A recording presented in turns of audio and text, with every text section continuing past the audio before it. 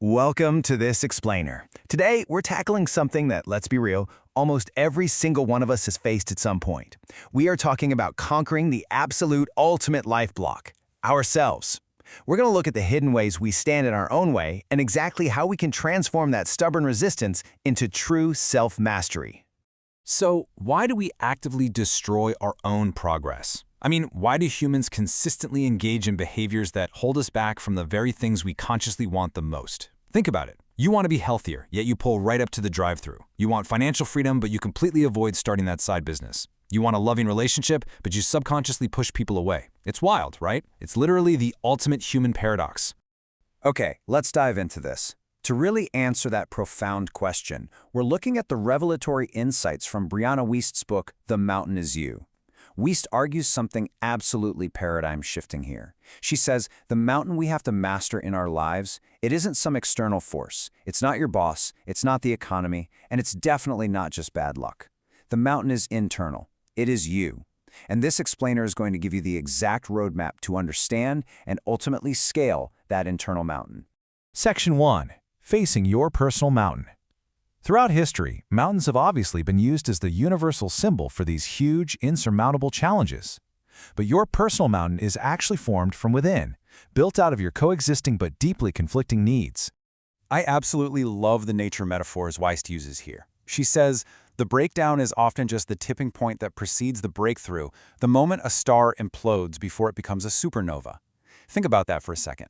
Just like a forest literally needs a fire to open up new seeds that require intense heat to sprout, or how a star has to physically collapse and implode before it can become a supernova, well, human beings are really no different. Our minds actually require a cleansing breakdown, what psychologists sometimes call positive disintegration, just to release our old self-concept. So when you feel like you're stuck at the foot of an impossible mountain, you are simply at the tipping point right before your major breakthrough. But to cross that tipping point, we need a major paradigm shift. This brings us to Section 2. The truth about self-sabotage. Now we're going to pivot from just looking at the mountain to understanding the exact mechanics of how we keep ourselves stuck at the bottom of it. Now, what's really interesting about this concept is that we've all been taught a massive myth. On the surface, self-sabotage looks masochistic, right? It looks like you just lack willpower or maybe harbor some deep self-hatred. But the reality is completely different. Self-sabotage is actually a highly intelligent, unconscious coping mechanism. It is your mind's way of protecting your unmet needs. It's not a moral failing. It's simply a symptom of a deeper issue that you just don't have a better way to cope with yet. You aren't trying to hurt yourself. No way. Your brain is actually trying its absolute best to protect you from something it perceives as a real threat. To really cement this idea, let's look at this quote. Neuroses are simply substitutes for legitimate suffering. That's Carl Jung.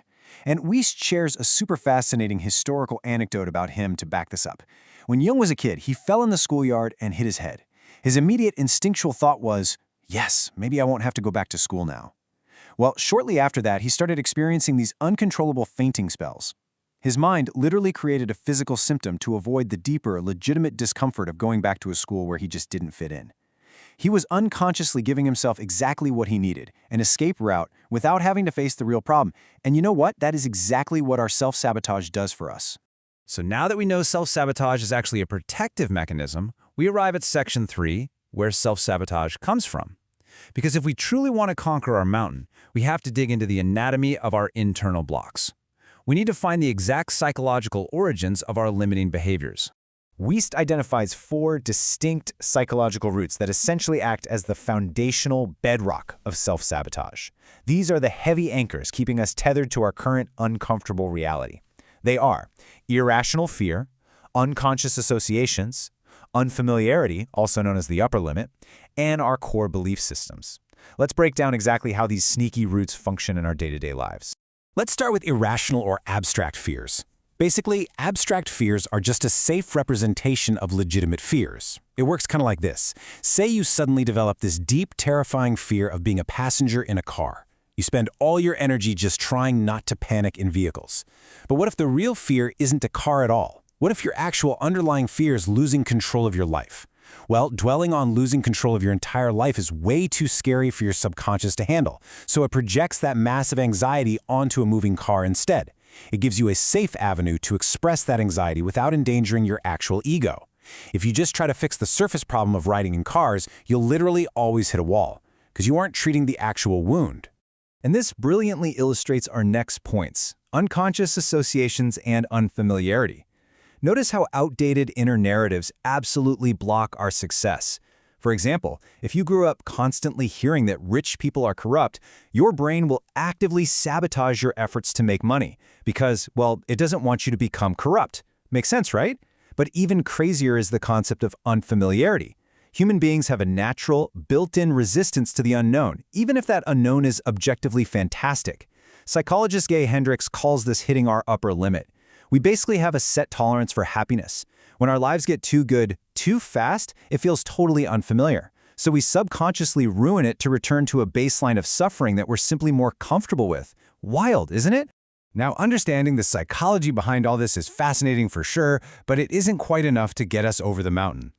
We have to enter Section 4, Getting Out of Denial. This is the reckoning phase. Because to truly heal, you absolutely have to face your painful reality head-on. Getting out of denial usually happens at rock bottom, but I want to completely reframe rock bottom for you based on Wiest's text. Rock bottom is not a tragic endpoint. It doesn't just happen by chance, and it's not just a really bad day. Rock bottom is actually a beautiful, powerful turning point where you are finally forced to face yourself. It is the exact moment you scream internally, "I never want to feel this way again." And that sentence, it isn't just a fleeting thought. It is a bold declaration. It's the foundational resolution that you are going to do whatever it takes to change. So how do we actually do this? How do we practically rip off the Band-Aid and gain absolute clarity? Wiest recommends a highly literal, practical exercise. Step 1, take full accountability. Stop blaming the rest of the world. Step 2, get a pen and paper and write down with brutal specificity exactly what is wrong. Every debt, every insecurity, every anxiety, get it out of your head and put it into physical space on paper.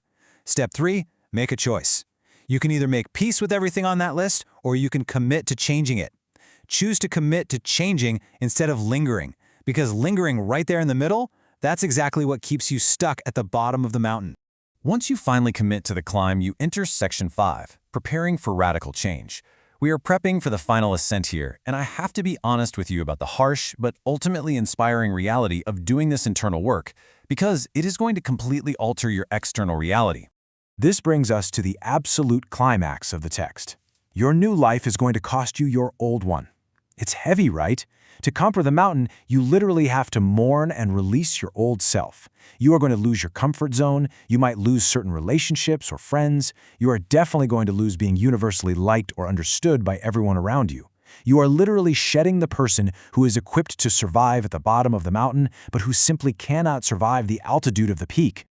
So, the crucial point is this: what you are losing was only ever built for a person that you no longer are. The trade-off for giving up your self-sabotage is true self-mastery. Sure, you might give up being casually liked, but instead, you will be deeply loved. Instead of just being understood, you will be truly seen. I promise you, the people who are actually meant for you, they are going to meet you right there on the other side of that mountain. I want to leave you with a final, provocative thought to take with you today. What is your mountain actually protecting you from? Seriously, look at the behavior in your life that frustrates you the absolute most. That one habit you just can't seem to break. Ask yourself what it's shielding you from. Because once you finally figure out what you're hiding from, the mountain completely stops being a roadblock, and it finally becomes your path. Thank you so much for joining me on this explainer today. Now get out there and start your climb.